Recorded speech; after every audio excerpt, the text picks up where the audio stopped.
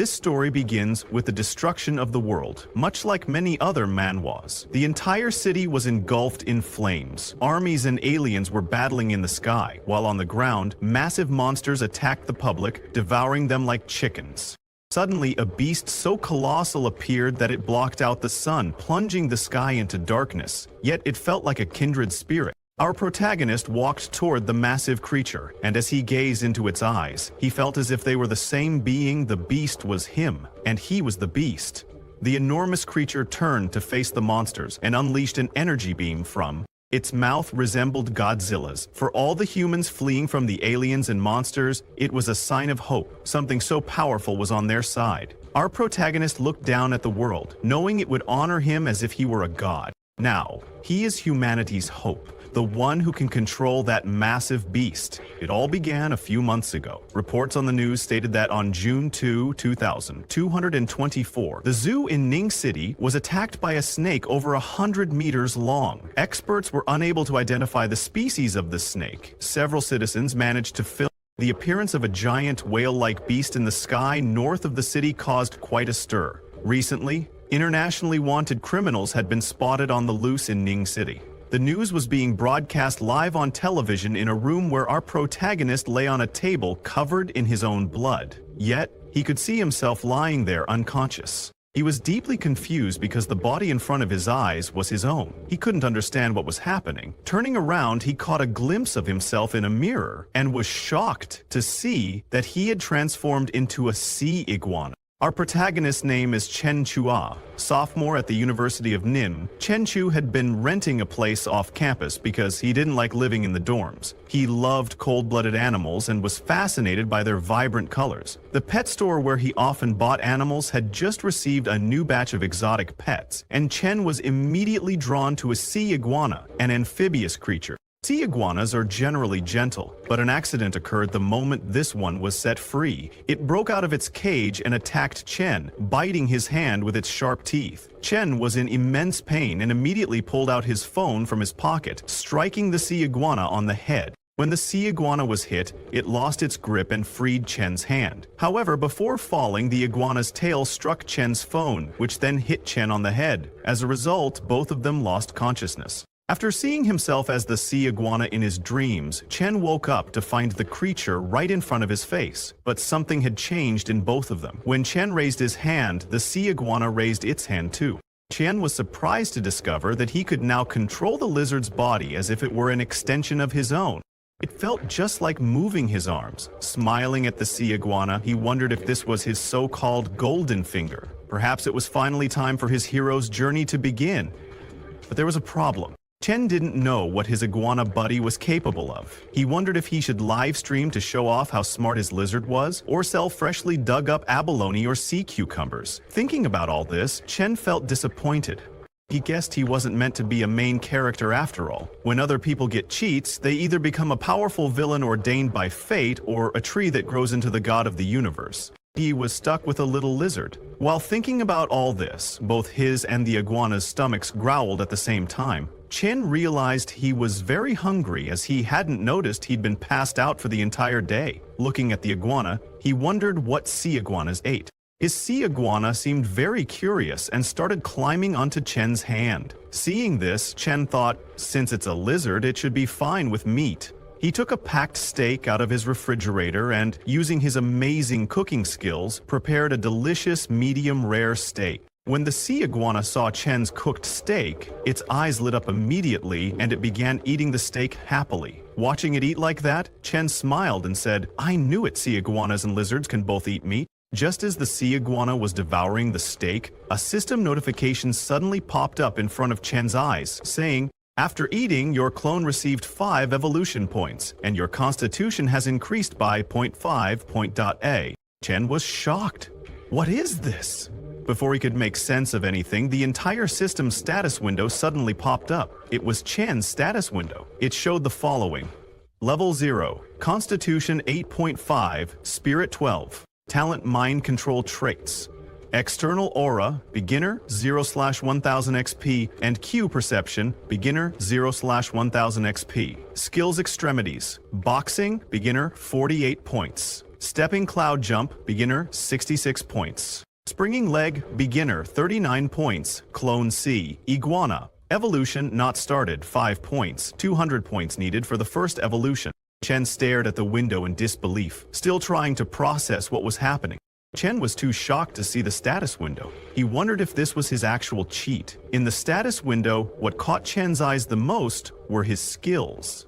Looking at them, Chen recalled his past. During his childhood, his father used to teach him martial arts. He would always tell Chen that simply practicing the forms without understanding the foundation would amount to nothing. The root of your strength lies in your feet, his father would say. It should start from your thighs, flow through your abdomen, and be controlled with precision. These lessons would last 10 to 12 hours a day, leaving Chen's small body utterly exhausted. But whenever Chen asked his father if he could take a break, his father would immediately refuse, saying, "It is cowardly to give up halfway." From the very beginning, Chen didn't want to be a coward, so he started practicing again, running as fast as he could. Even when he tripped and fell to the ground or got injured, his father never helped him. Instead, his father would simply say, "No one else will help you when you grow up." Then, one day when Chen was 10 years old, his father handed him a box and said, "This is all of our savings." He told Chen that he needed to take a very long trip and that Chen would have to walk the rest of the journey on his own. Very sad that day. For the first time, Chen's father patted his head and told him to remember that he could never neglect practicing martial arts. He said that when Chen was strong enough, he would be able to see the other side of the world. Chen was deeply saddened and asked his dad, "How am I supposed to find you again?" His father told him that when he became a grandmaster, but then he stopped before finishing. He looked at Chen and added, "I may not be here anymore by then." And just like that, Chen's father left the house and closed the main door. Since then, his father had not returned. Chen became very emotional as he remembered his past. He looked at a picture of his father and mother, feeling very sad, as a decade had passed before he even realized it. While Chen was lost in his thoughts, the sea iguana completely cleared his plate. Chen was amazed at how quickly the little guy ate. After the iguana finished, its body began to shine in red. Chen looked closely at the iguana, confused, wondering if this was really happening or if it was just him. Or did the sea iguana just grow longer? Chen immediately looked at his status window and saw that the sea iguana's evolution points had increased to 15. Chen was a little surprised to see that the sea iguana now had 15 points after just one meal. While he was trying to understand how his system worked, something suddenly caught his eye. Chen saw himself in the mirror placed in his room. His body looked very different from before. He immediately checked his body and was shocked to see his 8-pack abs. Chen's body hadn't been this built before. He realized that the points the iguana received could even affect him. Chen looked at his iguana, wondering if, since it had evolved for the first time, it could continue evolving with more points. Perhaps it could even grow into the behemoth from his dreams. Chen felt very happy, thinking that with the help of this system, he could become a real martial arts grandmaster. The next day at the marketplace, Chen bought 10 pounds of prime beef, no bones, 20 pounds of lean pork, also no bones, and asked the shopkeeper to pack everything. He then used his phone to pay with the QR code. He placed everything in the back of his car, thinking this should be enough to last for a few days. Then he drove off from the marketplace and, without wasting any time, headed straight back to his apartment, ready to use his master chef skills.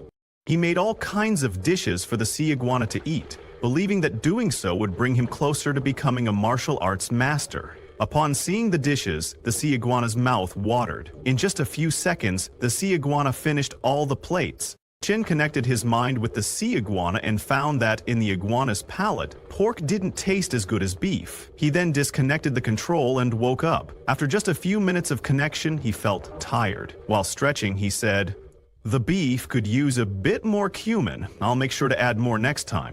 After the meal, the sea iguana took a nap while wearing sunglasses. On the other hand, Chen went to the martial arts room to train. With all his strength, he punched a punching bag. His punch was so strong that it completely changed the punching bag's shape. A system notification popped up, telling Chen that after his hard work in training, his extremities boxing experience had increased by 5 points. Chen was happy because not only had his constitution improved, but his training progress was also faster than before. 2 days passed like that, and Chen was still training. He had destroyed 2 punching bags in those 2 days, and the current one he was using didn't look too great. After training for so long, he was a little exhausted. He said, "This feeling of getting stronger just by working hard at training is amazing." Before finishing this session, he jumped and kicked the punching bag with all his power. His kick was so strong that the chains holding the punching bag broke, and the punching bag went flying. After just 3 days of training, Chen's attributes increased significantly. His extremities boxing skill upgraded to the intermediate level, and his stepping, cloud jump, and springing leg skills also grew more powerful. Not only that, the sea iguana's evolution points increased to 195, now needing just 5 more points to evolve for the first time. Looking at his status window, Chen said, "From the perspective of traditional martial arts, I should have reached the peak of the Ming realm by now." Chen remembered his father telling him that the realms of martial arts are divided into Ming, Dark, and Transformation. The peak of the Ming realm makes one a top-notch fighter, capable of taking on 10 opponents alone, while the Dark realm makes one a first-rate expert, able to fight 100 at once, but they are usually hidden within legendary families. The Transformation realm allows one to take on 1,000. They're the Grand Masters recorded in history, rare in modern times. The Transformation realm represents an unbreakable body, only described in ancient texts. At that time, Chen was very amazed and asked his father which realm he was in. Chen's father told him that he had once briefly reached the Dark realm, but his expression darkened as he remembered what happened afterward. Little Chen didn't understand his father's emotions. He was very amazed that his father had reached the Dark realm and asked him if he was from one of those legendary families.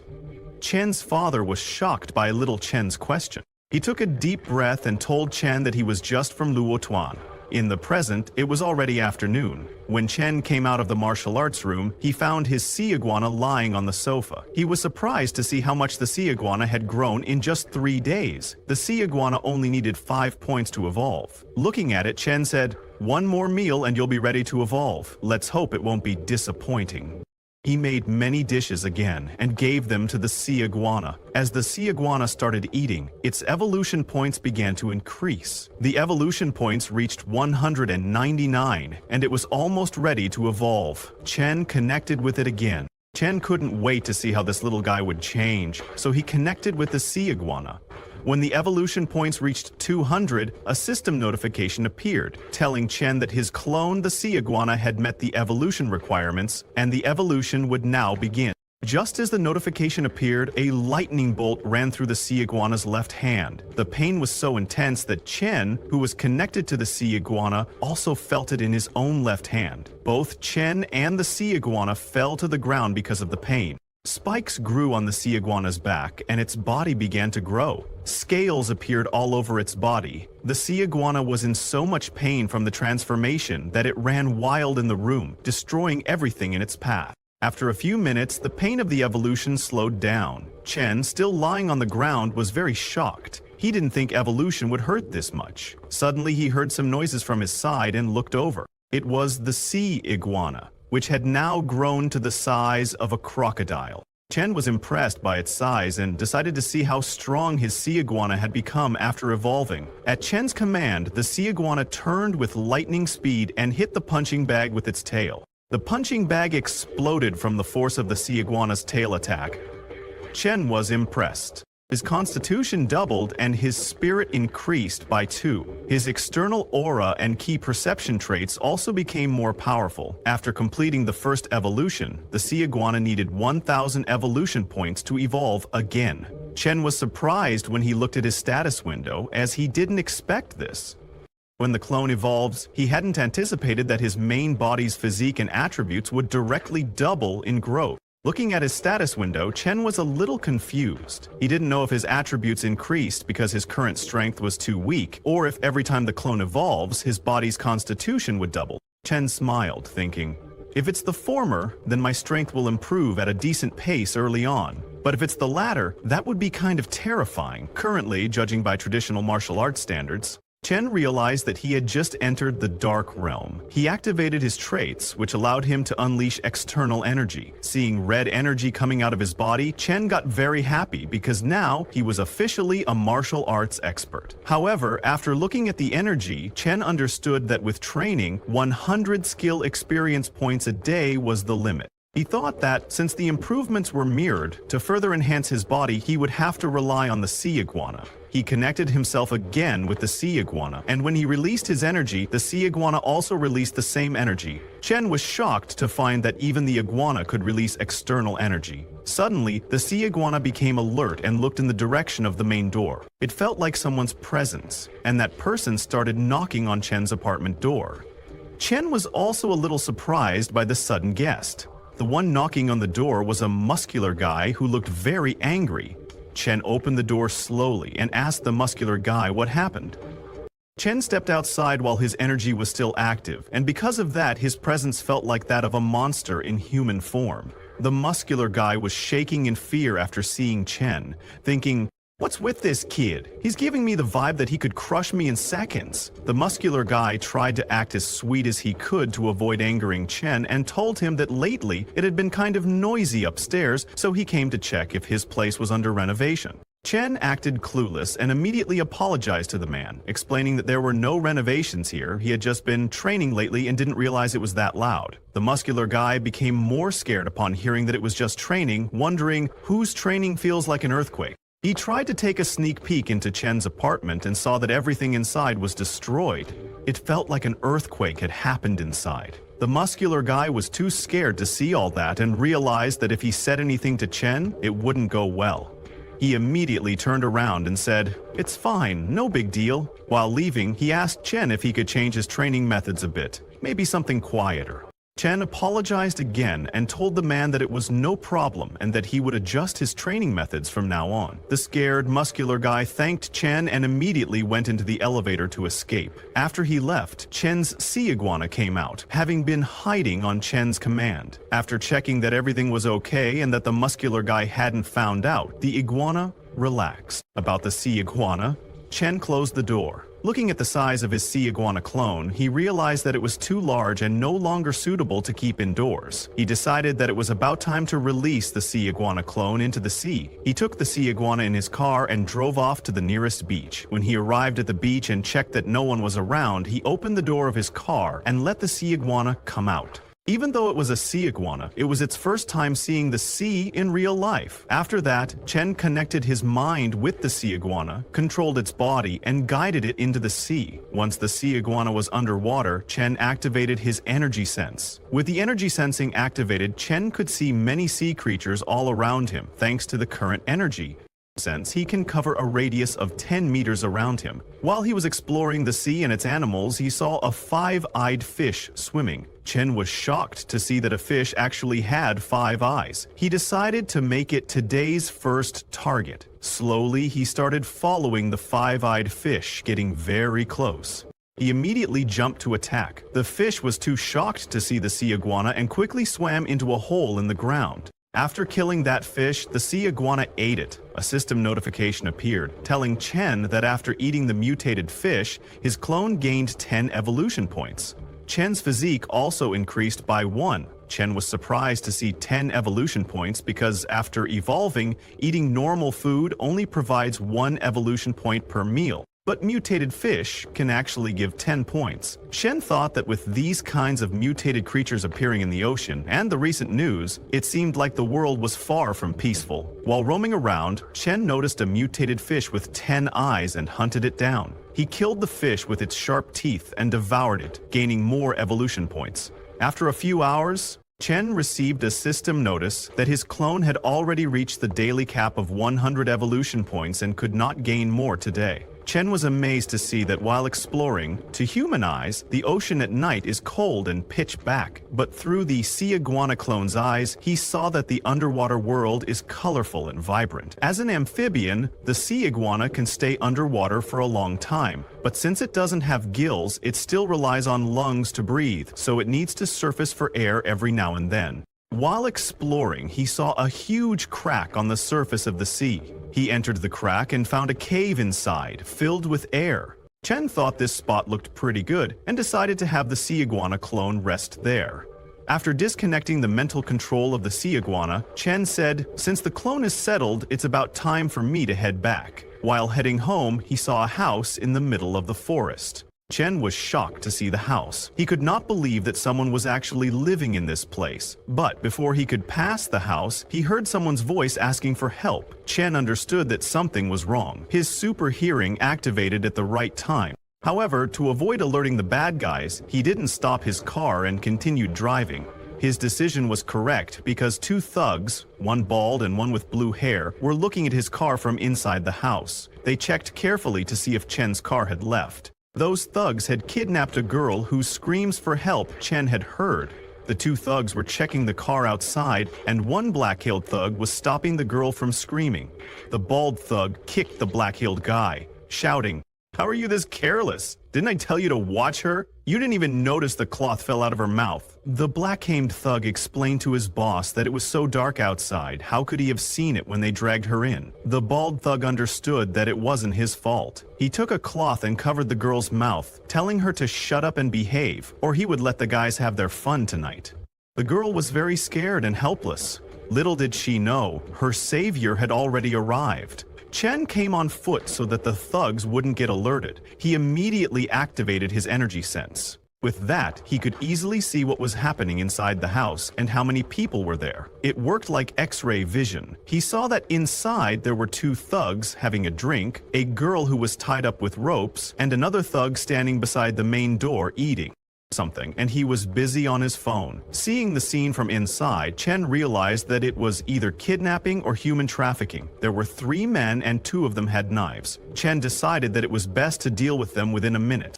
He gathered all his energy in his hand and then smashed the main door of the house. When he smashed the door, the thugs were surprised and immediately took out their knives. Chen didn't give them any chance to attack. He immediately kicked the black-haired thug in the stomach. That thug went flying and hit a wall behind him with a solid impact. "You piece of shit!" the bald thug shouted, jumping to attack Chen from behind. But Chen turned around with lightning speed and hit the thug on the chest with his elbow. Chen's attack broke the thug's ribs, sending him flying, but then the third blue-haired thug appeared and caught the bald thug from falling. He told the bald thug to take a breath, then he stepped forward, took a martial arts pose, and announced his move. "As Yue Wang Fist," he said. His name was Ning Fu, and he asked Chen for his move. Chen also took the pose of the martial arts technique his father taught him, announcing it as Luo Tuan 8 Extremities Boxing. Their fight began. Ning Fu used his Yue Wang Fist technique, Move 1, Tu Lu Fist, and attacked Chen with his fist. But Chen easily blocked the attack and then pulled himself toward Ning Fu. Just as Ning Fu was within range, Chen tried to kick him in the face. Ning Fu also blocked Chen's attack with his leg, then used Yue Wang Fist's Move 2, Two Horses Join Tang, and punched Chen in the face with full power. His punch landed perfectly, making Chen realize that Ning Fu is an expert. Chen was falling, but managed to balance his footing and stop himself. Now, Ning Fu was within his range. Ning Fu was surprised to see Chen still standing. Before he could react, Chen turned around with lightning speed. Chen used his 8 Extremities Boxing's Iron Mountain Slam technique and slammed Ning Fu with his shoulder. Chen's attack was so powerful that Ning Fu went flying and hit the ground with a solid impact. Ning Fu was on the ground but smiled, thinking, "This is getting interesting." He stood up and told Chen that he didn't expect this. After coming down the mountain, he never thought he would meet a real disciple of Luo Tuan in Extremities. Ning Fu admitted that the Iron Mountain Slam, an ultimate move of 8 extremities, truly deserved its reputation. But Chen told him, "It's a shame though."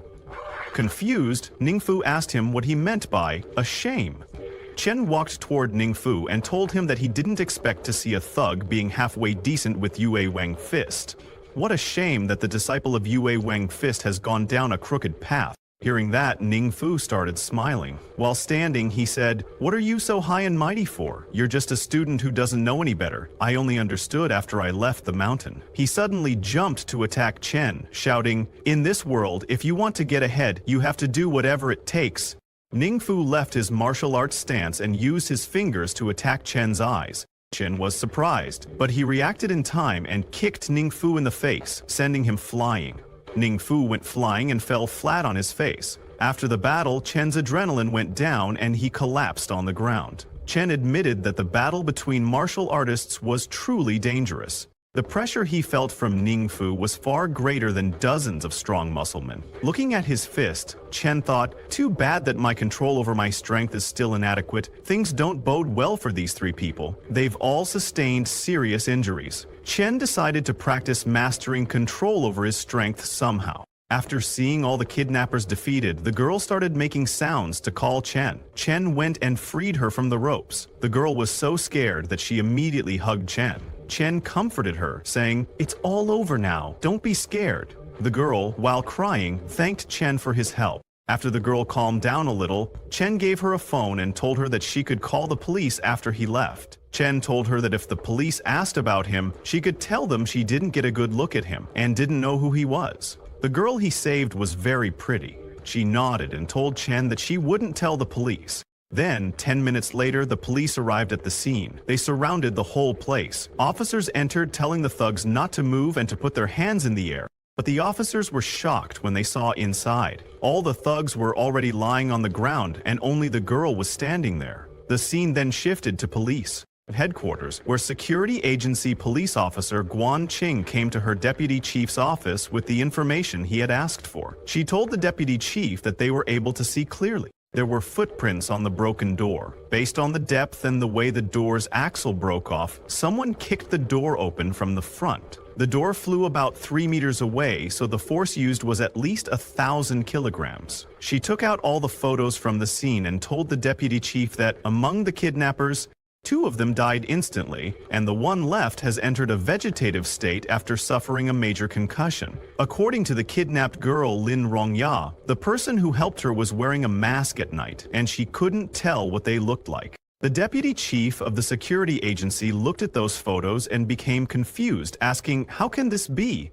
The most force the king of boxing was able to exert was 800 kilograms on a machine in boxing. In real life, it's unheard of for this amount of force to be reached, Officer Guan Qing agreed, saying it's true that this guy's strength is inhuman, although stranger things have been happening lately. While they were talking, thunder suddenly struck above the city. Looking out of his window, the deputy chief said, "A storm is coming." He wasn't referring to the weather, but to the evil forces that could disturb the city's public peace. Meanwhile, after saving the girl, Chen drove to a lakeside in his car. There was a boat in the lake, but Shen's attention was not on the boat itself. He was watching it from his car. From the boat, 3 men emerged. 2 of them were shirtless and looked like thugs, while the third man with black hair appeared to be a businessman. One of the thugs called the black-haired man boss and asked him something. They mentioned that they had just made some money, but their boss had already spent 1 million on a woman from Bald Tiger. "Isn't that too wasteful?" one thug remarked. He asked them if they even knew who that woman was, adding that money wouldn't be an issue if they had her. Hearing this, both thugs became excited. The black-haired man then asked one of the thugs if he had finished the business with the company. That thug reassured him, saying not to worry and that he had already arranged a shipping company. They rented a high-end office building for the offices, as per his request. The other thug told the black-haired boss that he had also hired a headhunting company to find the prettiest girls for the secretary and front desk positions, assuring him he wouldn't be disappointed. Hearing this, the black-haired boss smiled and said, "With the underwater breathing ability, I have awakened. As long as we find the location of a sunken ship, we can bring all the treasures to shore. Then we will have as much money as we want," he said with a laugh. He told the thugs to follow him closely, promising that he wouldn't let them starve. While they were talking, something suddenly jumped onto a tree behind them, alerting the 3 men. The black-haired boss "Who's there?" he asked. It was Chen, hiding behind the tree. Chen stepped out and told the black-hailed man, "I've seen a lot of perverts, but there are some special ones." Seeing Chen emerge from behind the tree, the black-hailed man pulled out his knife. He immediately jumped to attack Chen, shouting, "You've got a lot of nerve, but people like you don't live long," he shouted, fully intent on killing Chen. Little did he know, Chen was a martial artist. Chen gathered all his energy into his leg and kicked the ground with full force. His attack was so powerful It shattered the ground, sending the black-haired man bouncing into the air. As he fell, Chen struck his hand, forcing him to drop the knife. Not giving the black-haired man any chance to fight back, Chen kicked him in the stomach with such force that he went flying, crashing into a tree. The other two thugs, terrified at the sight of their boss being defeated, froze in fear. One thug exclaimed, "It's impossible. The boss became so much stronger and faster after getting his superpower. He can easily defeat 5 guys." The second thug, panicking, said, "This isn't good. Let's run away." But before they could make their escape, Chen struck the back of their heads, knocking them unconscious and causing them to collapse to the ground. After taking down the 2 thugs, Chen turned to the black-hailed man and asked him to look at him. The black-hailed man, frightened, asked Chen what he was doing. Well, Chen was about to test out his mind control power. He activated the mind control skill and asked the black-hailed man what his name was and what he did. As he gazed into Chen's eyes, the black-hailed man's mind was controlled by Chen, causing his eyes to turn purple. He approached Chen and told him that his name was Zhang Changxiao, that he owned a ship and that he smuggled for a living. A month ago, he had gained the superpower to breathe underwater. Hearing the black-haired man reveal everything about himself, Chen was pleased because his mind control was extremely effective. The black-haired man was now essentially a puppet under his control. The black-haired man continued, telling Chen that he raided sunken ships in the depths and exchanged any treasure he found for money with wealthy individuals. After the black-haired man revealed everything, Chen canceled the mind control. As soon as the mind control ended, the black-haired man's broken hand began to hurt terribly, and he fell to the ground. He called Chen boss and asked what had happened to his hand. Chen, confused, told him, "You broke it yourself accidentally." Hearing this, the black-haired man again called Chen boss and said he understood. Realizing that his mind control had affected the black-haired man's judgment as well, Chen told him to rest a bit on the boat first, saying he would be there in a second after waking up the other 2. The black guy followed his order. Chen knew that to raise his lizard he would need a huge amount of food. Zhang Changshou had a ship and often worked with rich people. Chen thought that perhaps he could get money through Zhang's company to raise his lizard. Once again, he used his mind control skill and controlled the other 2 thugs. The effect of Chen's mind control is amazing. There was some resistance when he tried to control Zhang Changshou, but it was very easy when it came to normal thugs. It's especially effective on weak-minded people. After a few minutes, Chen went to the ship that the black-hailed guy had mentioned. A man wearing glasses, a man who also worked on the boat, asked the black-hailed guy who Chen was. The black-hailed guy told him that Chen was his boss and that they needed to be respectful to him. Hearing this, all the men on the ship greeted Chen respectfully.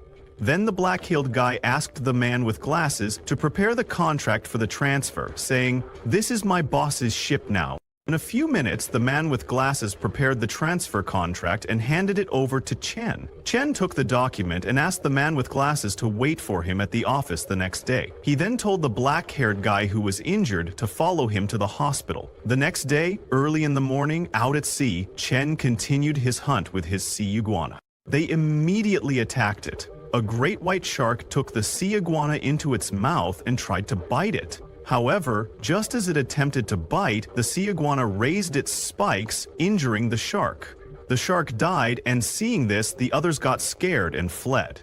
Then, Chen's sea iguana began eating the dead shark's body.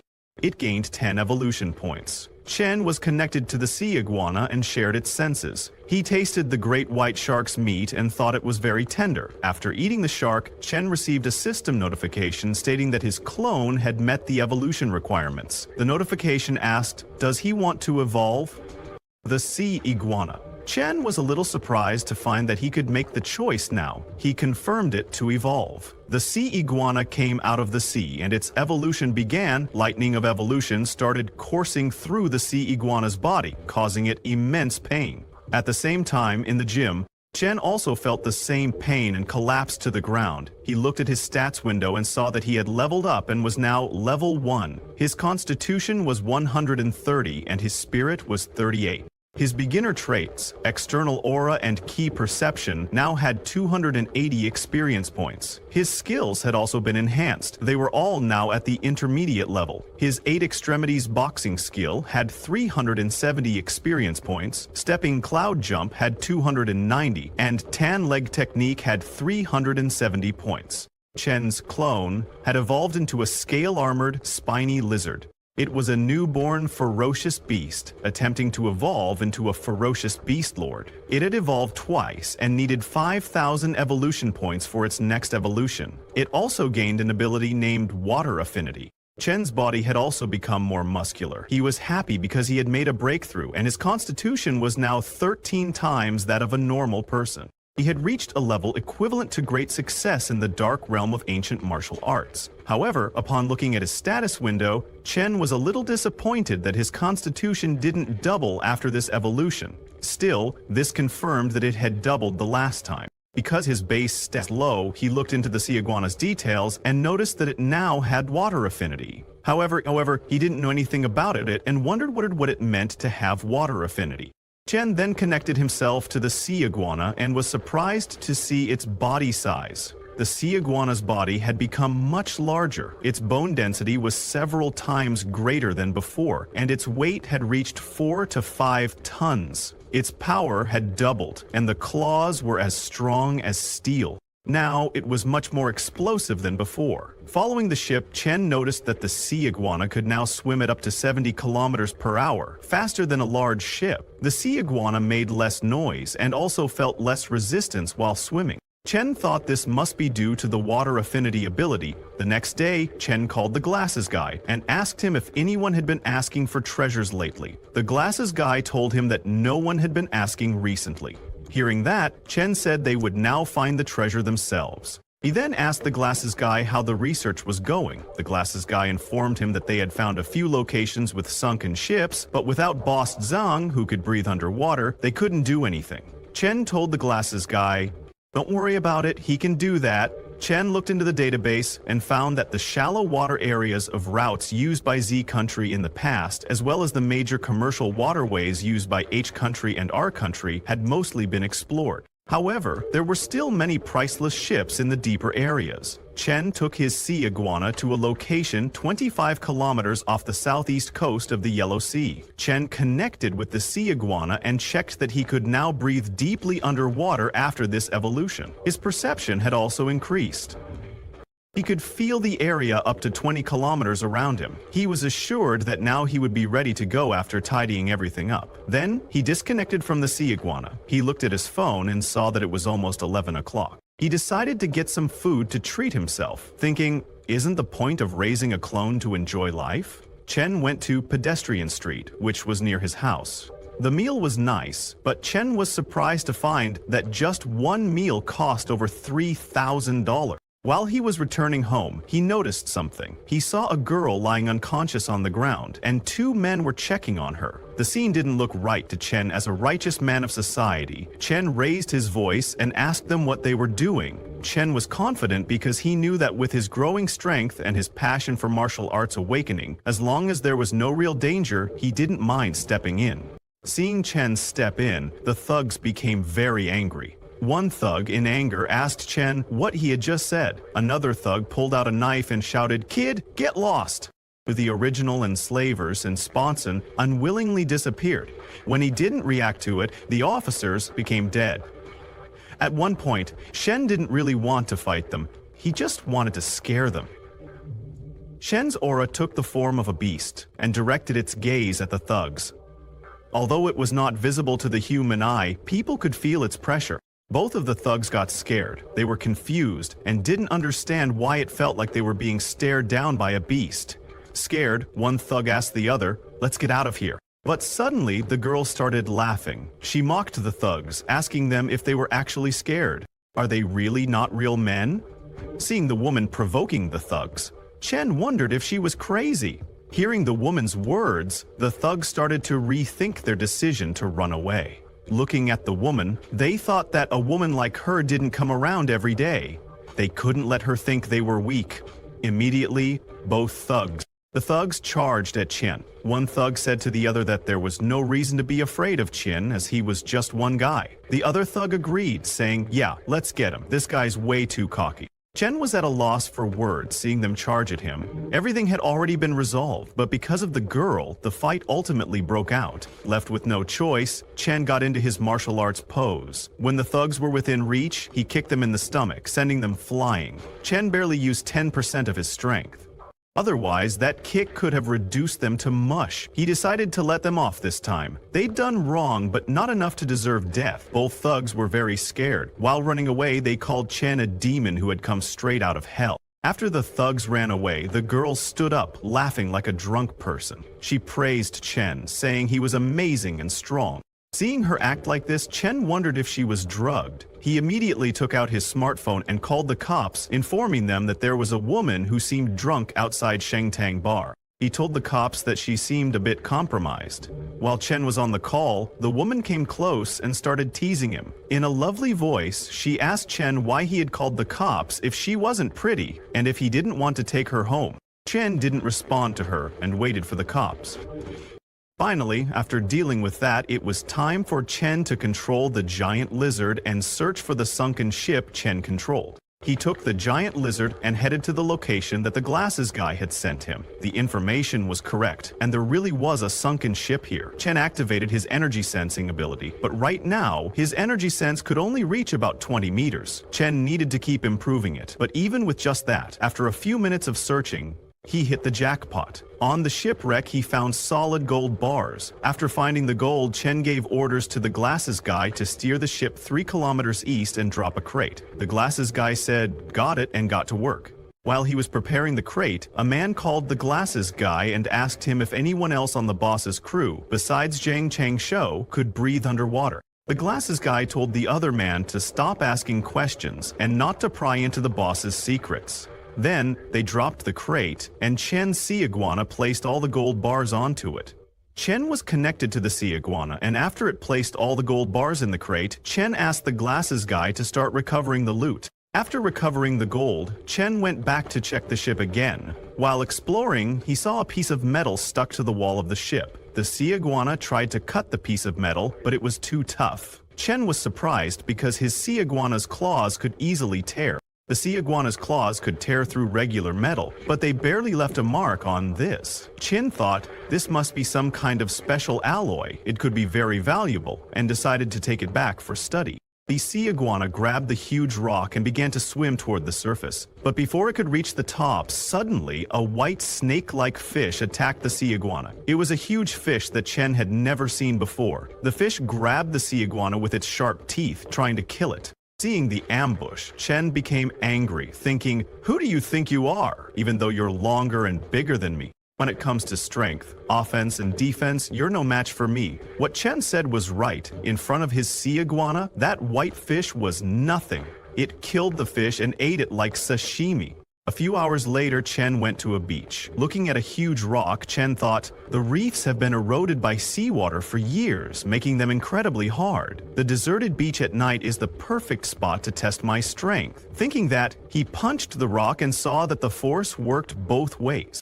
But Chen's bone density is nearly 20 times that of an average human. Plus, with his external shield absorbing most of the impact, his hand only feels a bit sore. And that slight soreness, his body's recovery ability gets rid of it almost instantly. Chen continued practicing his boxing on the huge rock. After this evolution, his physique had surpassed 200. Chen hadn't tested it yet, but he knew his punches should weigh at least 3,000 pounds or 1.5 tons. And with his outer energy boost and 8 extremities boxing technique, he could punch straight through a person with ease. To test his power, Chen punched the huge rock with full force, and with just one punch, he destroyed it. After training for that long, Chen was very exhausted and fell to the ground. He was training here because his punching bag at home wasn't durable enough and he couldn't train at the park either. With modern technology, if someone recorded him and uploaded it online, it'd be a huge problem if people found out he is extraordinary. It would only bring trouble. That's why he could only train freely at this empty beach. Chen looked at his hand, and it was already healed. He could never believe how insane his recovery ability is. He stopped for less than a minute, and the scrapes on his hands were already gone. While he was busy checking his healing ability, the sea iguana returned to him with the piece of metal. Chen examined the metal and saw that this irregular black ore shined with a metallic luster, but at first glance, it didn't seem particularly special.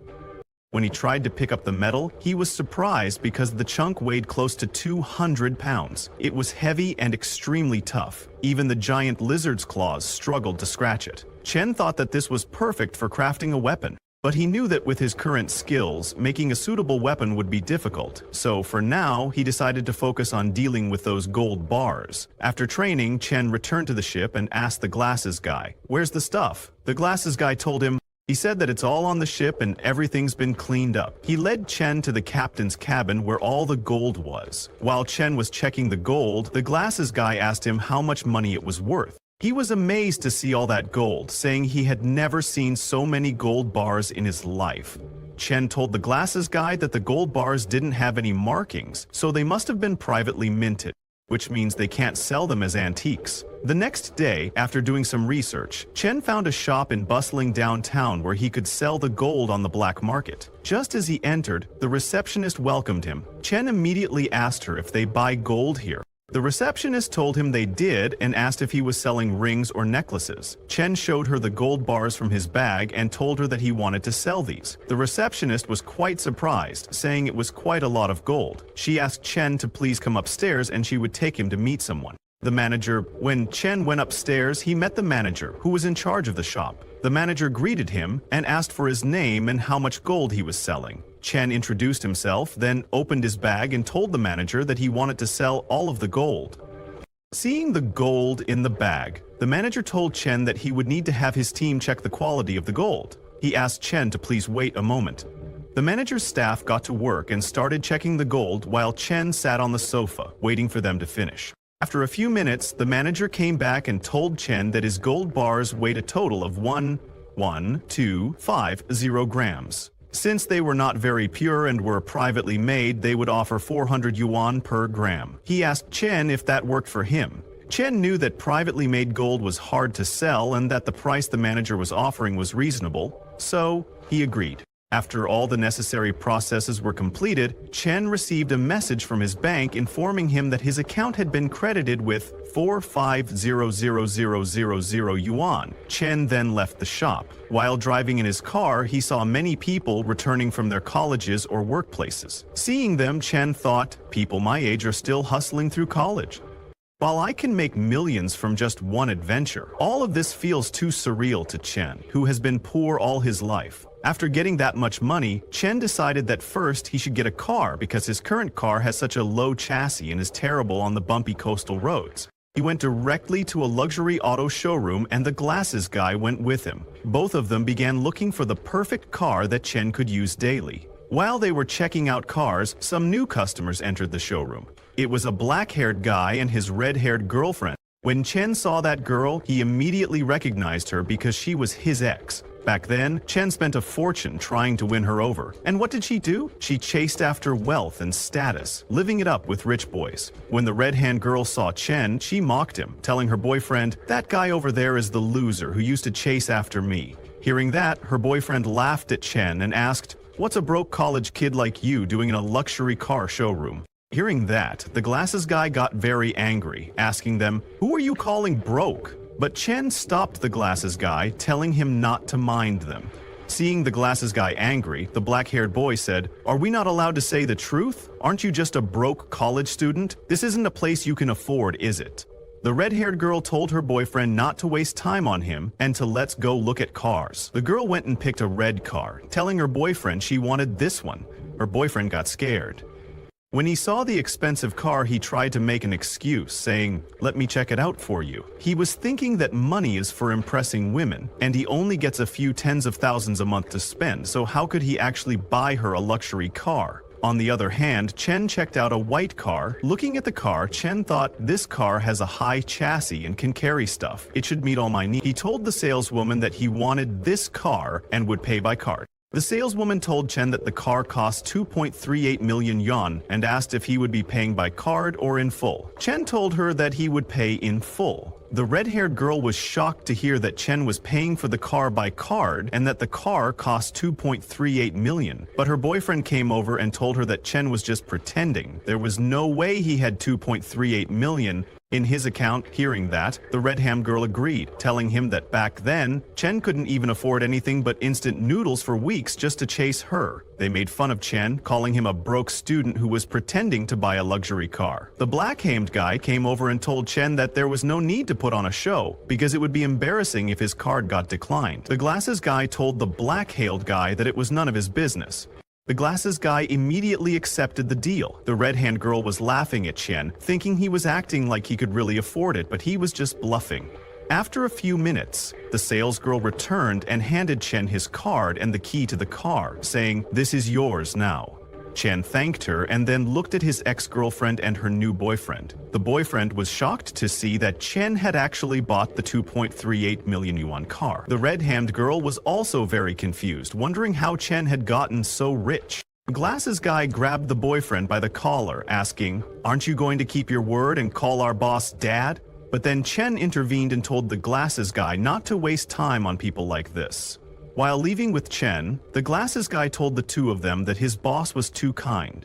"If it were up to me, you wouldn't leave here today without saying Dad," he added. The black-haired guy was very embarrassed, and the red-haired girl was speechless.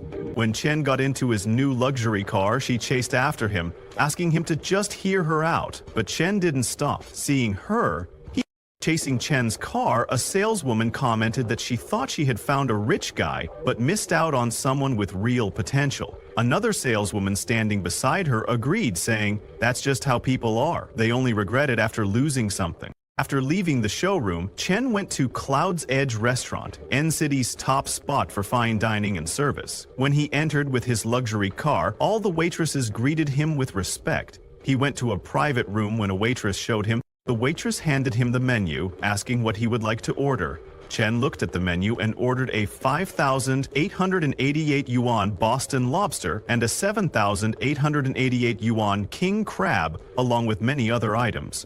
When the food arrived, two girls came to personally feed Chen with their hands. All the food tasted more delicious when the girls personally fed him. Chen was happy and said, "It's pricey but worth it." He was thinking that after cooking so many meals for his lizard, it was time to enjoy the luxury of life himself. While he was enjoying his meal, suddenly he got a message on his phone.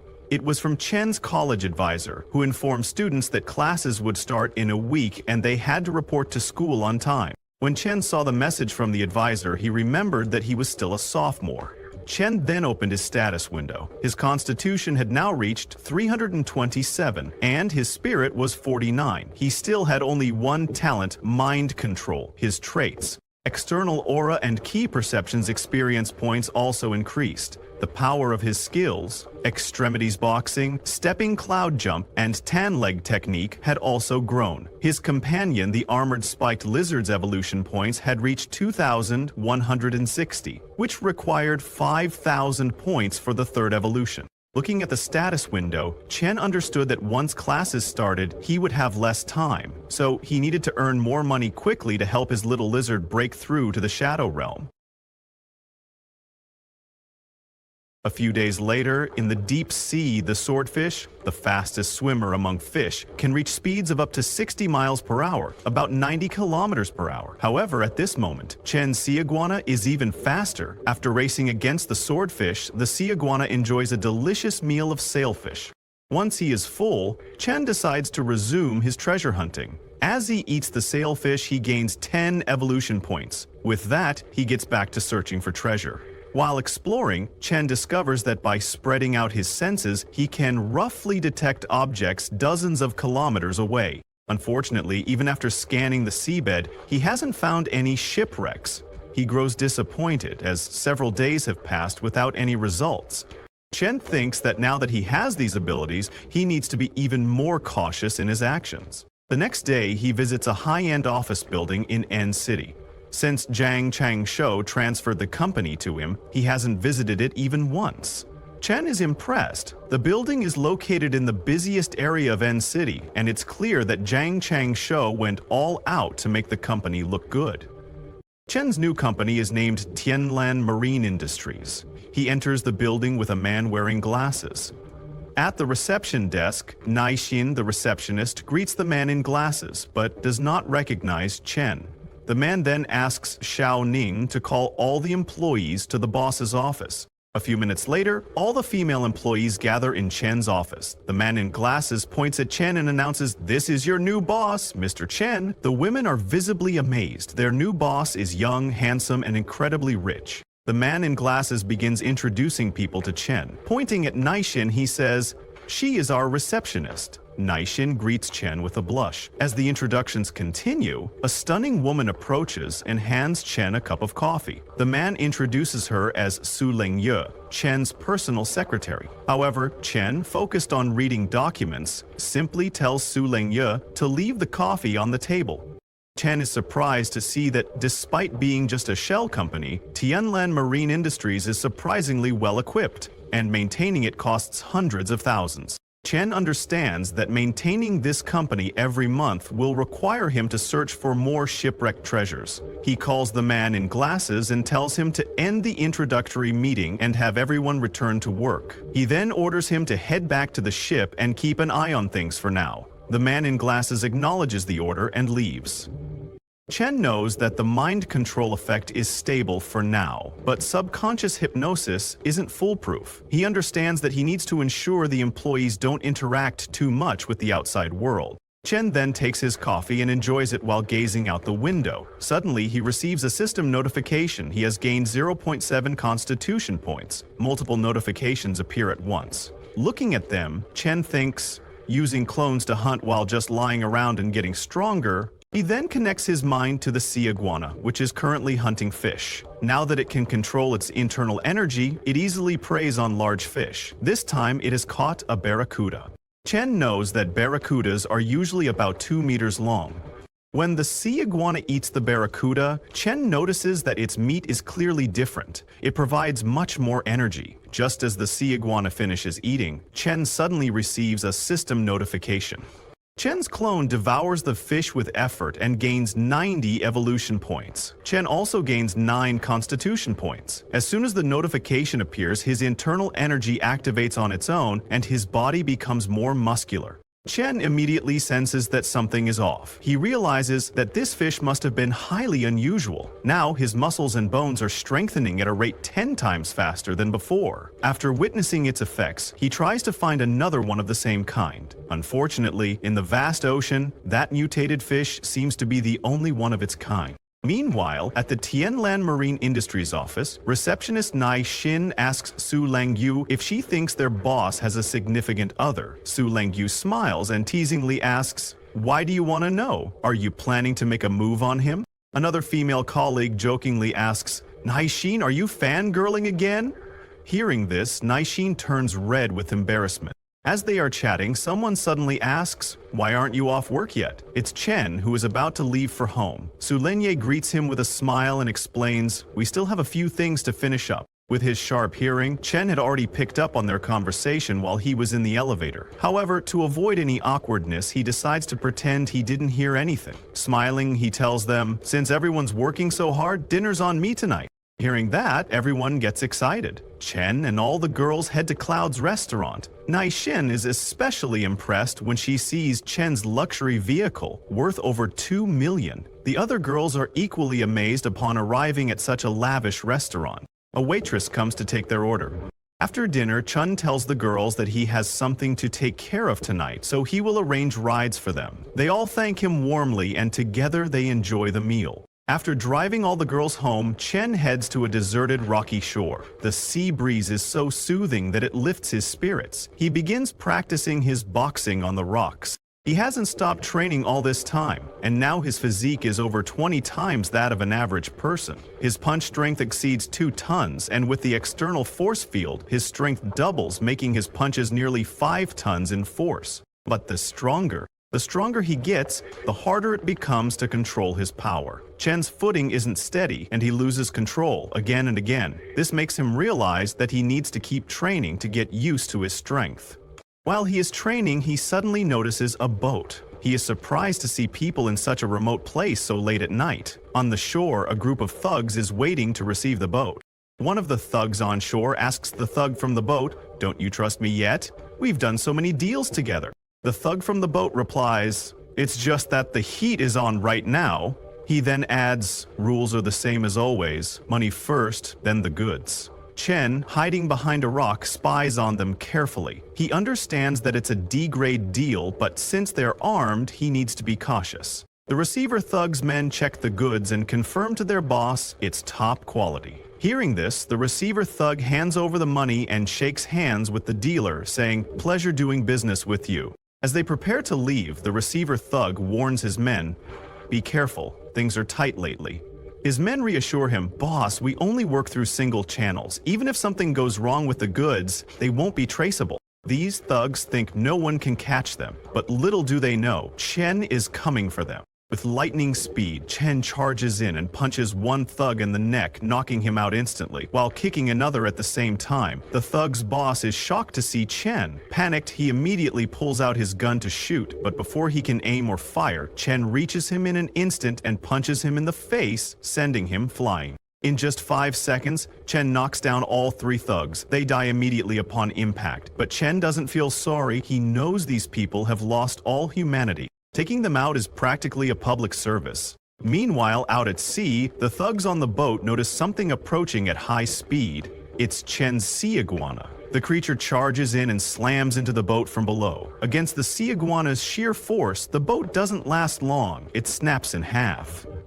The thugs are shocked and have no idea what just happened. Did they hit something massive? As the ship breaks apart, all the thugs fall into the sea. As they struggle in the water, they see Chen's 2-meter-long sea iguana, which looks like a terrifying sea monster. The sight sends them into a panic. "There's a monster! Somebody help!" They scream, frantically swimming toward the shore. One by one, Chen's sea iguana starts hunting them down as they desperately try to escape. Realizing there's no way to get away, one thug pulls out his gun, gritting his teeth. "Not like we can run anyway. Let's go all out. I don't believe you can dodge a bullet." He aims at the sea iguana and fires, but to his horror, the bullet bounces right off after hitting its tough hide. Seeing this, the thugs became even more terrified, but before they could react, Chen's sea iguana attacked. Within seconds, it eliminated all the fleeing thugs. After finishing them off, the sea iguana grabbed the suitcase the thugs had received from the dealer and returned to Chen. Sometime later, in Chen's room, Chen opened the suitcase and found it filled with money. Each stack contained 10 grand, and with 300 stacks, that meant 3 million in total. Looking at all that cash, Chen thought, money laid out in front of you feels so much more real than just numbers on a bank card. But the next morning, at a cafe, Chen went to a cafe with his secretary, Su Langye. All the men in the cafe were stunned to see her, a breathtaking woman with a cold, untouchable aura. She was the type of woman most men dreamed about, but Su Langye didn't even glance at them. Then she walked straight to Chen, handed him some papers, and said, "Boss, please sign this." Hearing this, the onlookers became jealous and started whispering among themselves. Chen then stood up and, in a serious tone, said, "Let's go back to the company. Notify everyone, meeting time." Seeing his authoritative demeanor, people in the cafe thought to themselves, "This young man feels as unshakable as a mountain. His presence is intimidating." Later, in the meeting room, Chen pointed at a graph and told his employees, "Handle every little detail carefully and you will be the company's heroes. As long as the company's performance keeps rising, by year's end, everyone will get a big bonus." While Chen was speaking, he suddenly received a voicemail from his school, informing him that today was the last day to register, and he was the only student left who hadn't done so. Hearing this, Chen immediately sent an apology message to his teacher, saying he would head over right away. He then turned to leave, telling everyone, "I need to go register at school. Since there's not much work today, everyone can leave early." Before leaving, he also instructed, "While I'm gone, Su Lengye will handle all company matters." Hearing this, Naixin gasped in shock. The boss is still a student? Another girl standing beside her muttered in amazement, "He seems so composed. I thought he was some rich heir raised with perfect manners." Scene shifts to N University campus. When Chen arrived in his new luxury car, the entire campus was shocked. Wait, is Chen actually a rich kid? The guy recognized the car and told the other students, "That car is worth over 2 million. Hearing this, the students became even more shocked. Over 2 million? That's insane!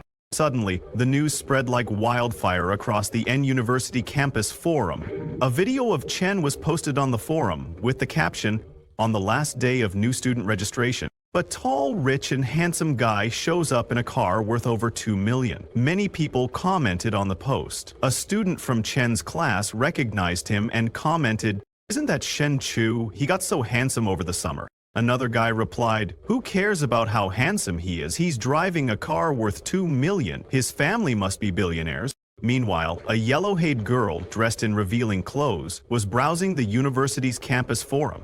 When she saw Chen's photo, she paused and thought, "Looks so familiar, especially his eyes, black and white like stars, radiating a sharp brilliance." While reading through the comments on Chen's post, she came across one that said, "Is not a freshman, he's a sophomore in the finance department. He's starting his junior year now. His name's Chen Chu." The yellow-haired girl was surprised to learn that Chen was in the finance department the same year as her. On the other hand, after completing his registration, Chen was heading home, deep in thought. He was worried that while his body and strength were improving rapidly, he only knew 8 extremities, cloud steps, and tan leg techniques. Chen realized that he needed to learn new skills to better control and utilize his current power. While walking, he saw some students practicing martial arts. Watching them, Chen thought, "Someone like that, I could squash them with a single slap." However, he understood that those fancy moves weren't for him. If he wanted control, he simply needed to keep training himself. So instead of going home after leaving school, Chen went to Longtang Steel Company. He approached the receptionist and said that he wanted to place a custom steel order, about 100 tons or more. Hearing this, the receptionist asked him, "Please follow me to the VIP lounge. I'll get in touch with our sales manager." Chen followed her to the VIP lounge, and after waiting for a few minutes, the manager arrived. The manager greeted Chen and asked, "What kind of steel would you like to order?" Chen replied, "I need a steel pillar, 2 meters in diameter and 5 meters tall, along with a few steel blocks weighing 1, 5, 10, and 20 tons each." Hearing that, the manager did some calculations and said, "Based on your requirements, the total weight comes to about 200 tons. The estimated cost is around 700,000, but the final price will depend on the finished product." Chen responded, "That's fine, let's sign the contract." The next morning, at Jiang Changshuo's makeshift dock, the glasses guy showed Chen a large building and told him, "This whole area is your warehouse, boss." Seeing that, Chen praised the glasses guy and then said, "You can head back. I want to look around by myself," the glasses guy replied. "Understood." Then he left. While Chen was exploring, he suddenly received a notification. Quality of life. Your clone has gained 8 evolution points through diligent eating. You have gained 0.8 constitution points. Seeing the message, Chen thought, "There is Mingdok transformation and beyond transformation, and I haven't even reached the transformation stage yet. I still have a long way to go." He looked around the warehouse and thought, "Once the steel pillar is set up, this will be my training ground." The maximum evolution points per day are 100, so Chen needs at least 1 more day to evolve his sea iguana. Thinking about this, Chen said, "Compared to the giant lizard's progress, my body is still way too slow." Meanwhile, the police arrived at the scene where Chen had killed those thugs the previous night. A policeman recognized the receiver thug as Lo Hao, known as Big Boss Lo in the underworld. He owned a bar and commanded over a dozen lackeys. Lu Hao's right hand was almost severed by a blunt weapon wielded with incredible force, barely hanging by a thread of skin. Lying beside Luo Hao was Iron Lao Chi. His chest had been hit with immense force, crushing his organs and killing him on the spot. The police concluded that all 3 men had been killed within a minute by the same person. They realized that the strength and speed of this individual were insane. They were all wondering, who could pull off something like this? While the police captain was examining the bodies on the seacoast, he suddenly received a wireless message saying that they had found another body at sea. At the same time, at Qianlan Maritime Company, Chen was resting on the massage chair. Secretary Su Lenye came in and told Chen that the company had no work every day and everyone was just playing around. She asked Chen if they shouldn't hand out some flyers or do something to attract attention. Chen told her there was no need, saying, "Business is like fishing. You wait for the fish to bite." Hearing Chen's words, Su Lunyu thought, "Even though you're a rich kid, boss, Won't we go bankrupt like this? You want to wait for the fish to bite? But if we don't advertise, how will anyone come to us? While she was thinking that, Nyaxin suddenly entered Chen's office and said, "Boss, someone's here to see you. They say they've got a business deal to discuss." Hearing this, Su Lenge was shocked. She could not believe that someone had really come to deliver money after all. A few minutes later, Nyaxin led a man in a white suit into the meeting room. As soon as the man entered, he asked for Zhang Laoda, the previous boss of the company. Chen told the man in the white suit that Zhang Laoda and his people were all under him now. Hearing that, the man in the white suit complimented Chen for actually managing to get Zhang Laoda on his side. The man then introduced himself as Wang Tianhua. Chen called him Boss Wang and asked him to sit down so they could talk. After they all sat down, Su Lenye said, "Boss, I'll make some tea for you all." Chen told her to go ahead, and then he got to the main business. Wang told Chen that he had a centuries-old sunken ship worth at least tens of millions. He asked Chen what he thought and if he could make it happen. With confidence, Chen asked Wang, "Once we get the goods, how does Boss Wang plan to split it?" Wang said that since he provided the map, he would take 70% and Chen would get 30% because that was the rate even with international teams. When Chen heard that, he told Wang to go find an international team instead. Wang was a little surprised by Chen's words, but he didn't get angry and asked Chen what his suggestion was. Chen said, "Boss Wang, we should aim for at least a 50-50 split, otherwise forget it." Wang wanted to deny it, but he knew that with the laws being so strict nowadays, private salvage was impossible and Chen was his only shot. Wang thought for a second and then turned to Chen, asking him if he was sure he could get it done. With confidence, Chen told Wang, "Guys like Zhang Laodai have plenty under me. If Boss Wang isn't reassured, you can come along and see for yourself." Wang agreed and extended his hand, saying, "50-50 it is." Then, "Pleasure working with you." Chen shook his hand and responded, "It's a pleasure working with you." Meanwhile, at the police headquarters, the police captain was investigating the bodies they found in the sea in its coastal area. He was shocked to see such exaggerated claw marks on the dead bodies. He couldn't understand what kind of creature had claws that big and wondered if it was some abnormal creature. The police captain logged into the confidential internal dialogue system. He had already reported to his higher-ups about the multiple deaths reported, 4 dead at sea, suspected to have been killed by a beast attack. On the other hand, at Chen's company, the huge iron pillar Chen had ordered had arrived. Su Lenyu was surprised by such a huge iron pillar and asked Chen what it was for. Chen told her, "It's a sea-calming pillar buried at the pier to stabilize the waters and hold back the sea dragon kings." Hearing Chen's words, Su Lengyu was amazed that her boss knew so much. After paying for the iron pillar, Chen checked his account balance. It was only 321,800. Seeing the balance, Chen thought, money just flies away. Now I'm down to this little. Sometime later, Chen went to BC Garden Complex where his secretary Su Lenye lives. She came out of the car and said, "Boss, sorry to trouble you again. This version corrects the grammar and improves the flow of the narrative. Let me know if you need further adjustments. Here's the corrected version.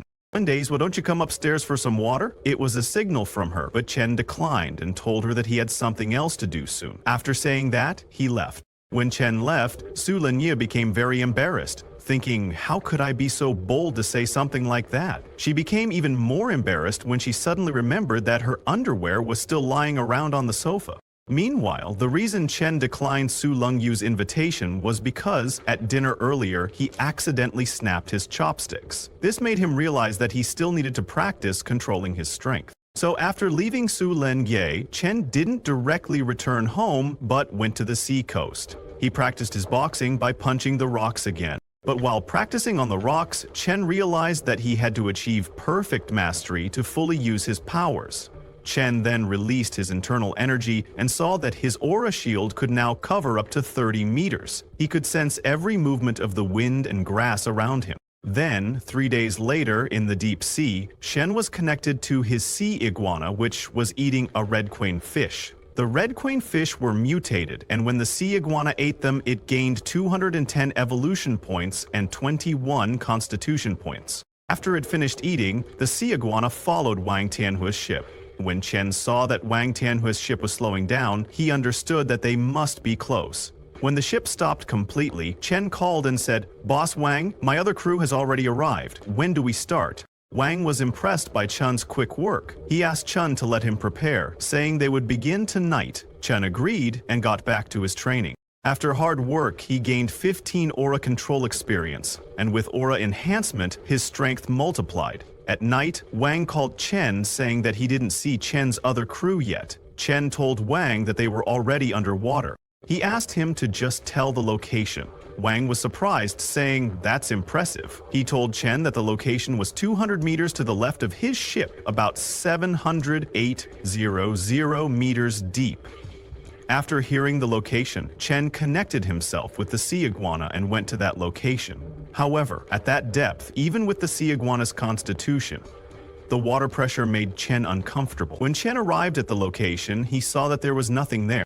Chen called Wang and told him, 800 meters deep, within a 200-meter radius, and there's nothing. Wang was surprised to hear that Chen had already searched. It was just too fast. Wang could not understand how it was possible that Chen had scanned 708,000 meters deep in just 20 minutes. Wang's secretary checked his laptop and told Wang that, after hundreds of years, the location had likely shifted. He advised his boss to try moving about a kilometer east. Wang apologized and asked Chen if he could check about a kilometer east. Upon hearing that, Chen led his sea iguana to the new location. When it reached the new location, Chen activated his external energy and scanned the whole area. This new location was correct. There really was a centuries-old sunken ship. Chen smiled upon seeing the ship because he was going to get rich. He loaded the loot from the ship onto the ladder, and Wang's men pulled it out. Wang's secretary checked and told Wang that 8 pieces were broken and 3 were intact. The estimated value was about 30 million, but if sold privately, they could get another 20 million. Wang, who was on the call with Chen, smiled upon hearing that and said, "Did you hear that, buddy? That's about the situation."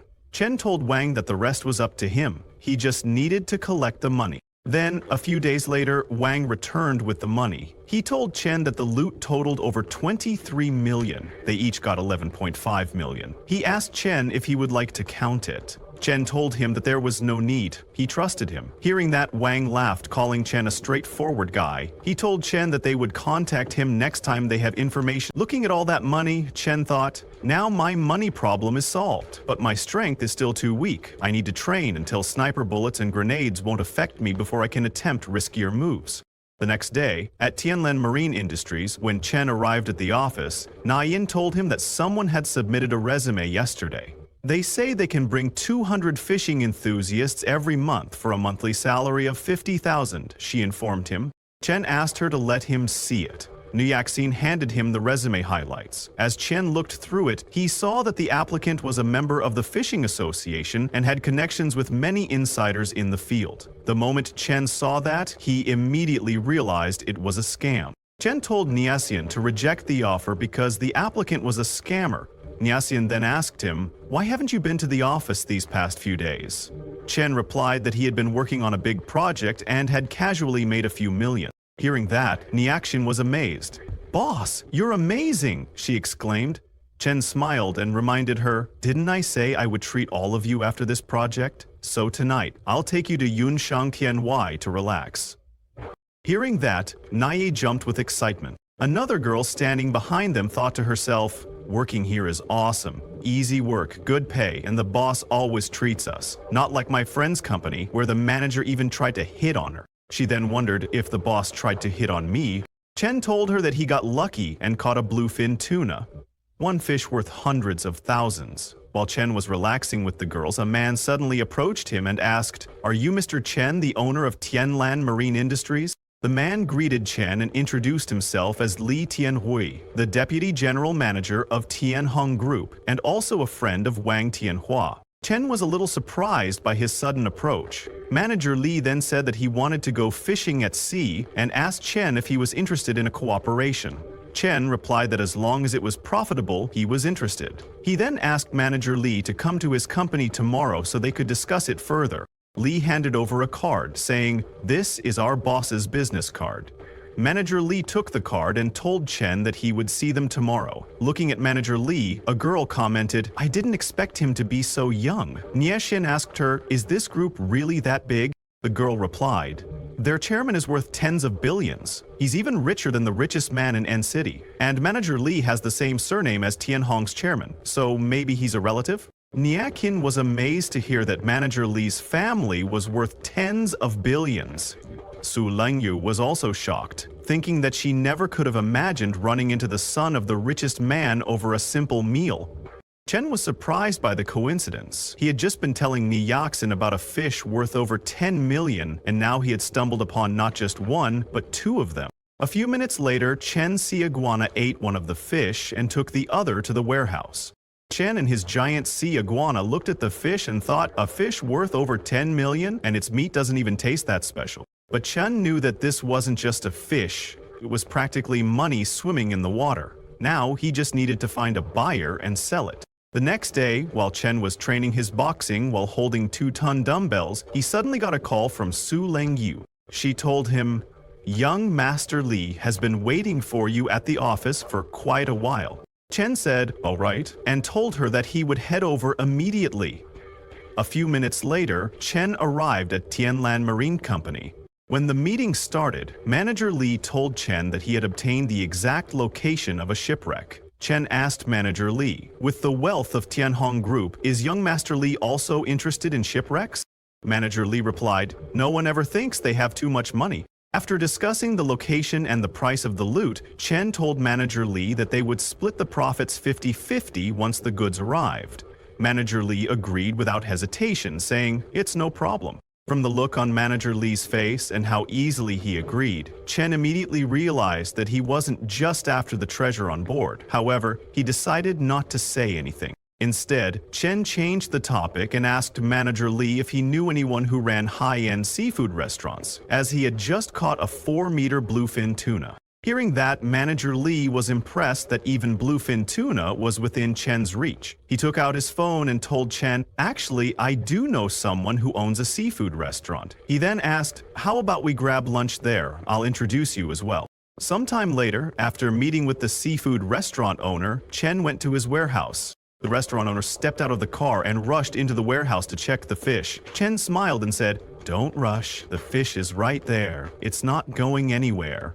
A worker inspected the fish and told the restaurant owner, "The fish's quality is perfect. Every aspect meets A-grade standards." Looking at the fish, the restaurant owner said, "Mr. Chen, this fish of yours is truly top-notch. We're all friends here, so how about a flat price of 7 million? What do you think?" Chen made the deal because he thought the price was right. His secretary Su Lengye was amazed to see that a single fish had sold for a whopping 7 million. It was almost unbelievable to her. After receiving the money, Chen went to Marriott International. He brought Su Lengye along, telling her, "Since we had a great haul today, it's time to splurge a little." Su Lengye was astonished upon seeing the Marriott International shopping mall, as it was a gathering place for the world's top luxury brands. Chen bought many items from the mall. Watching him, Su Lengye thought, "This is the epitome of indulgence. Boss's money comes way too easily." While the mall staff were thrilled, thinking that a big spender had arrived after shopping, Chen went to his dock warehouse and moved all the items he had bought inside. Su Lengye was stunned, realizing just how much he had spent. Chen's watch alone was worth 2 million, and he had bought her so many luxury goods. Probably worth over 2 million as well. When they went inside, Chen told Su Lengyu that he wanted to buy a villa. Su Lengyu agreed and then returned home. After she left, Chen connected himself to the sea iguana. The moment he did, he saw 2 massive submarines passing by. Seeing them, Chen turned away in disappointment, thinking, "I'm not strong enough. Otherwise, I would tear those submarines apart." While roaming around, Chen spotted a sea cave deep below. He also noticed some huge claws at the entrance of the cave. Immediately, he realized that something dangerous was lurking inside and decided to leave it untouched, thinking, "There's no need to take unnecessary risks." Inside the sea cave was a giant crab. After noticing Chen's sea iguana, it emerged from the cave and attacked. Seeing the attack, Chen swiftly dodged and said, "Don't think I'm easy to mess with," although he avoided the crab's strike. After witnessing its attack power, he realized that it was much stronger than the mutated ribbonfish. The crab continued its assault, swinging all its claws at the sea iguana. However, the sea iguana moved swiftly, dodging every attack. The force behind the crab's strikes exceeded 10 tons. Now it was Chen's turn to attack. He evaded all of the crab's claws and, channeling his internal energy to its fullest, struck the crab's main body with full force. The crab died instantly upon impact. Looking at its huge body, Chen thought, "This big guy can't be finished in one go. I'll have to absorb it slowly."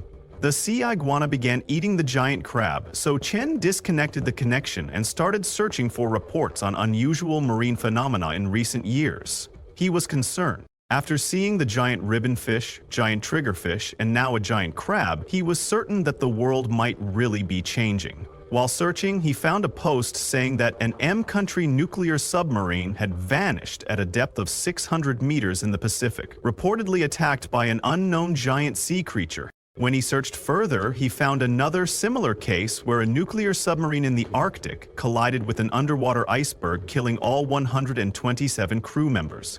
Looking at those cases, Chen realized that all of this had happened within the past 2 years. It seemed that the deeper they went, the stronger these unknown creatures became. While Chen was looking into the changing world information, his sea iguana continued eating the giant crab. A system notification popped up, telling Chen that he had earned 290 evolution points and 29 base body stats. After eating, Chen noticed that his sea iguana's body had now grown to 18 meters. Not only that, Chen's physical stats had also increased by over 100 points. His bone structure, muscle strength, everything had reached an entirely new level. Now, when he practiced his boxing on the iron pillar, he found that even punching the iron pole didn't hurt anymore. Looking at his newfound power and strong body, Chen realized that not even a handgun could do more than scratch his skin. With his natural armor and reaction speed, ordinary bullets wouldn't even leave a dent on him. The next day, Chen went to Xinhua bookstore to get some books. He was thinking that, since the world wasn't as simple as he had thought, learning and reading were always the right choices. While Chen was reading books, a girl noticed him and asked her friend to look at how handsome he was. Her friend suggested that she go ask for his contact info, but she was shy and didn't dare approach Chen.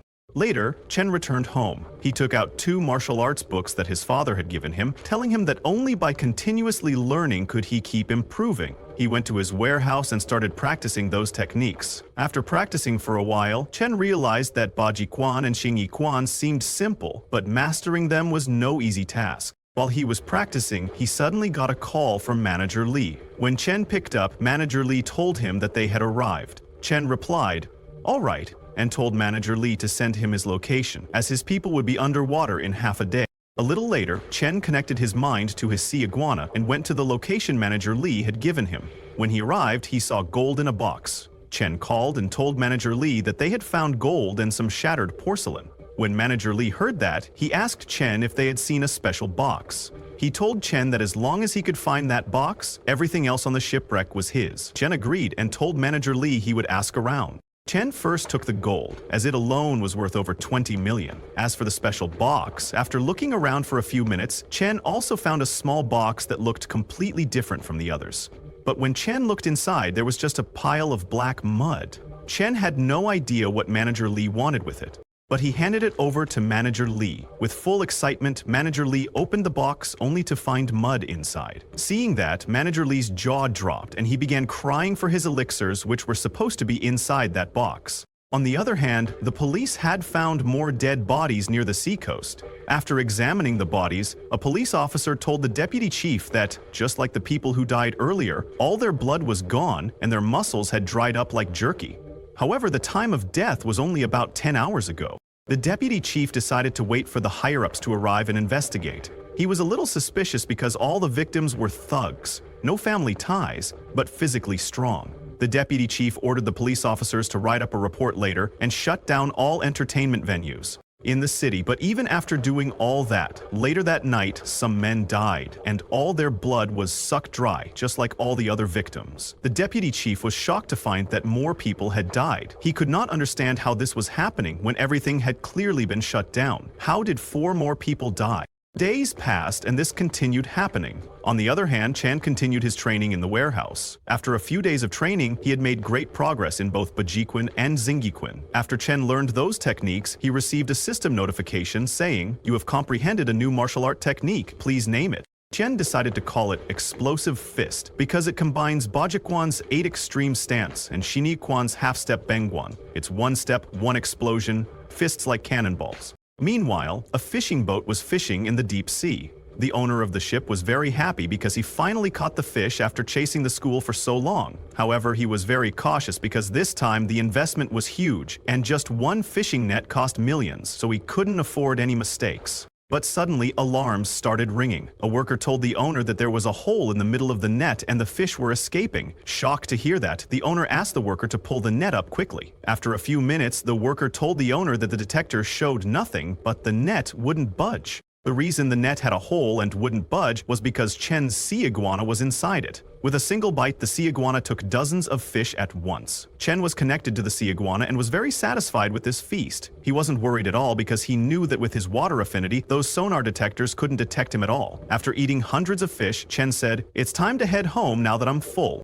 The sea iguana left, and the owner retrieved the fishing net but was shocked to see a huge hole in it. He started crying, wondering why all his fishing nets were broken and why his fish were gone. He couldn't understand. What kind of monster or divine being could be behind this? That same evening, while Chen was resting on the dockside, he received a call from Manager Li. When Chen picked up the call, Manager Li told him that he was heading back to N City and, to show his gratitude, he would take Chen to a great place tonight. Chen laughed and said, "If young Master Li invites me, I've got to check it out." Later that night, Chen went to Mengluo Elegant Pavilion with Manager Li. A very beautiful girl in traditional Chinese clothes welcomed them to the pavilion. Manager Li entered and asked the girl if anyone had booked the Yunxiao Hall. The girl smiled and told Manager Li that it was always reserved for him. The Yunxiao Hall he was referring to was a very luxurious hall, where many beauties were present to serve Chen and Manager Li. Some were dancing for them, while others stood by to fulfill all their needs. Seeing the atmosphere of the Yunxiao Hall, Chen thought, no wonder the king neglects his duties. There's a reason. Places like this are perfect for soaking in the atmosphere. After indulging, Chen left the Mengluo Elegant Pavilion and headed home in his car. However, at high speed, someone was following him. Chen activated his internal energy and immediately realized that something was tailing him. The person's aura made him uncomfortable. It felt like the night itself was stalking him. Chen was being followed by that giant lizard. He smiled, wondering if it was a monster or a ghost. This was exciting for Chen, as it had been a while since he stretched his legs. But as Chen was driving, a couple in their luxury car suddenly called and asked if he wanted to spar. Seeing them, Chen became annoyed because, with so many people around, the one following him might stop. Seeing Chen's insane turn, the couple stopped their car, wondering if he was trying to kill himself. Meanwhile, after leaving the couple behind, Chen still didn't slow down and continued toward the seacoast. At Chen's speed, even the fastest car couldn't keep up. However, Chen was surprised to see that the one following him was still sticking close. This made him realize that it wasn't a weakling. When Chen reached the seaside where no one was around, he stopped the car. He got out and called to the person, asking them to come out, saying he wasn't a bad guy. Hearing this, a girl hiding behind a tree stepped out. She was the same girl who had welcomed Chen and Manager Li into that hotel. She smiled and said, "What a funny way to talk, big brother. I was just bathing by the sea and someone took my clothes. Could you grab me something to wear?" Hearing that, Chen said, "You want clothes? Sure, I'll get some for you right now." And with that, he charged toward the girl. Using his full power, Chen punched the girl in the face. But what Chen saw behind the tree shocked him. The girl turned into fog, and when the fog cleared, a very scary-looking female monster emerged. After seeing Chen's strong and rich life force, she immediately attacked him, saying, "I really want to eat you." Surprised by the sudden attack, Chen backed off and asked the monster what she was. The monster told Chen that she was human too, but a more perfect version. She laughed and told Chen that eating him would be like eating hundreds of healthy, energetic people, enough to help her complete the first stage of evolution. That monster could also use internal energy like Chen and attacked him with it, but Chen jumped and dodged all her attacks. He then moved very fast and got behind the monster, saying, "You want to eat me? Let's see if you've got what it takes." The monster was surprised by Chen's speed, but she didn't have the slightest idea what was coming next. To finish her in one go, Chen used his internal energy and punched her with full power. Chen's punch destroyed the ground around him and sent the monster flying. Chen was surprised that this monster could fuse with tree trunks and stones, but every time Chen attacked its attachments, its aura weakened. He understood that it was the monster's weakness and used that to his advantage. After a few minutes of fighting, the monster finally fell to the ground, holding on to its last breath. Chen told the monster that fusing with tree trunks and rocks was a nice survival skill, but too bad it ran into him. Chen then asked her to answer a few questions for him, and he would give her a quick death. The monster laughed and asked Chen if she looked like someone afraid of dying. She looked at the sky and said, "What a beautiful moonlight.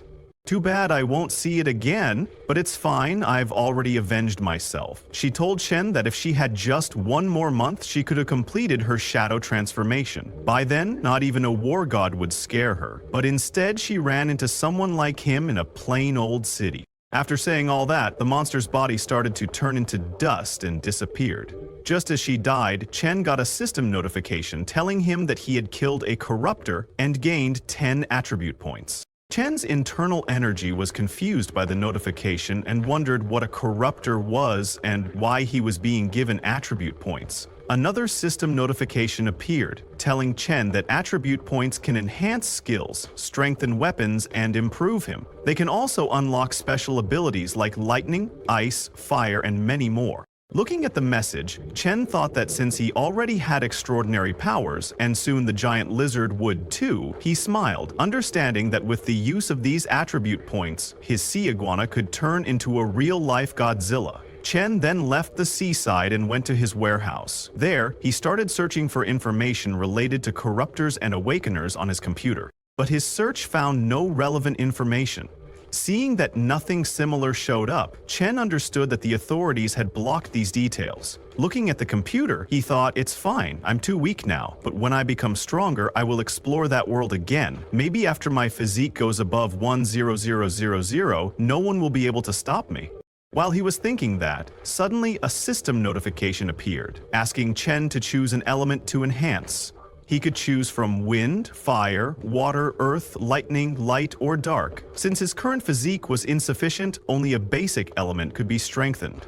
Upon seeing that notification, Chen immediately chose lightning to enhance, as he had decided beforehand. When Chen used attribute points to enhance his extraordinary abilities, he acquired lightning mastery and one mental stat. After acquiring lightning mastery, Chen immediately checked it, but he could only create small thunder between his fingers. It was a beginner version of lightning powers, but even with that, Chen was happy and accepted it. Chen then immediately checked his status window. Currently, he was level 1 with 465 physique and 57 mental control points. As techniques, he had external chi at beginner level, chi sense also at beginner level. As skills, he had collapsing punch at beginner level, sky step at intermediate level, spring kick also at intermediate level, and as abilities, he has lightning mastery at beginner level. Now he has 0 attribute points.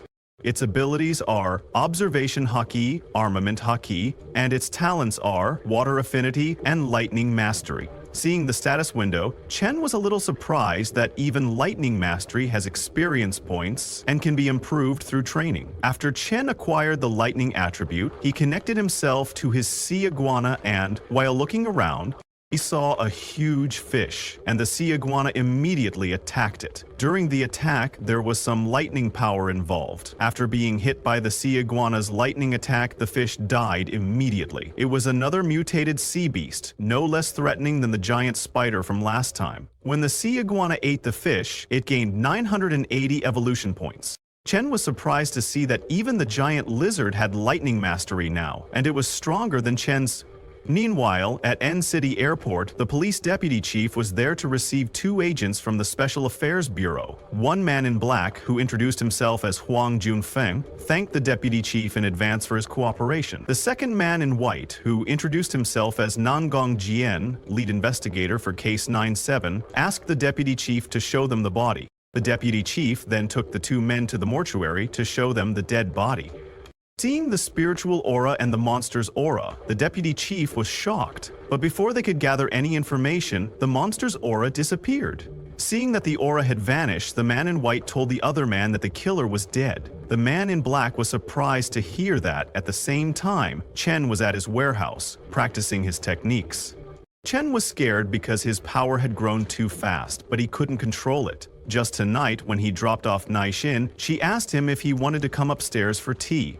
Chen declined, saying he had plans. He didn't dare visit Naishin's house because he was afraid he might break her couch just by sitting on it. He also couldn't get too close to her because he was scared that, what if, he accidentally crushed her bones? After practicing and collecting his thoughts, the next day, Chen went to buy a villa. A broker showed Chen the villa and told him that the main building is 560 square meters, with a 70 square meter front yard. There's also a 200 square meter backyard and an 80 square meter pool hall. The broker told Chen that the buyer had paid in full, including furniture worth over $1 million. The total price was $34 million. Chen offered $25 million, saying he would buy it in full. Just as he took out his phone to transfer the money, he suddenly got a call asking for help, saying they had seen a monster. The call then ended. Chen was surprised to hear that.